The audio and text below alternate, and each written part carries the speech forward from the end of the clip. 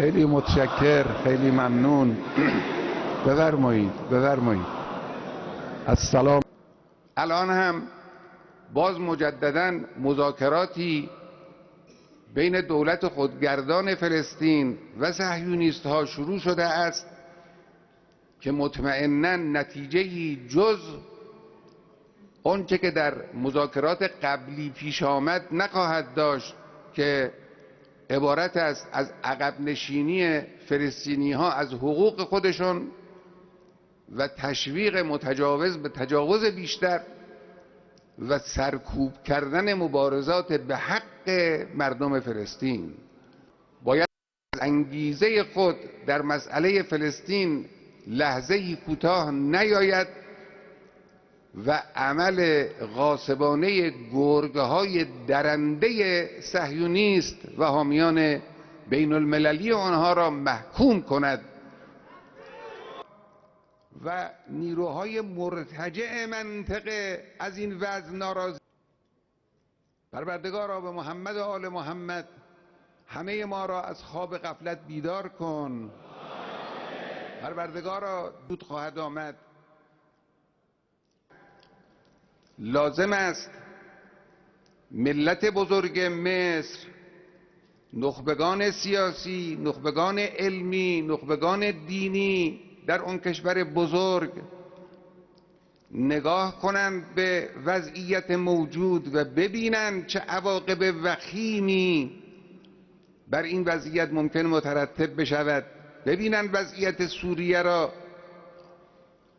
ببینند آثار حضور عوامل مزدوران غرب و مزدوران اسرائیل و تروریست ها را در هر نقطه‌ای که در اونجا تروریست ها فعالند. ببینن این خطرات را. دموکراسی و مردم سالاری مورد توجه باید قرار بگیرد. احساس شادی و مسرت معنوی میبخشد. ما اولانا الله اکبر الله اکبر. خذ الله آمنت بمن آمنت بالنبي وهو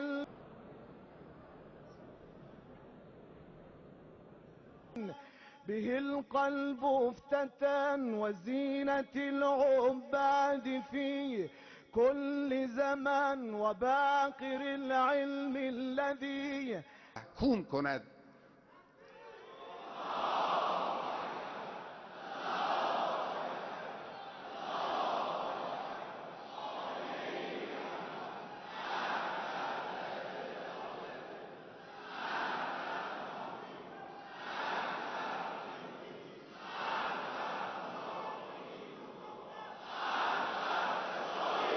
و این مذاکرات به اصطلاح با میانجیگری آمریکا که در واقع آمریکا میانجی نیست، یک طرف قضیه از خود او در طرف